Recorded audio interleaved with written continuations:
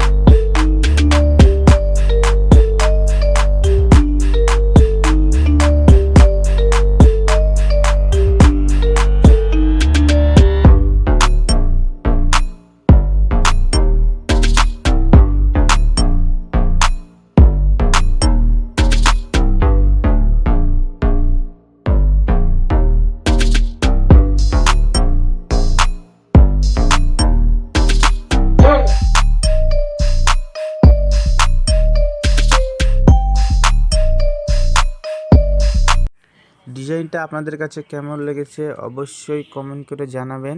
আর ভিডিওটা লাস্ট অবধি দেখার জন্য আপনাদেরকে ধন্যবাদ।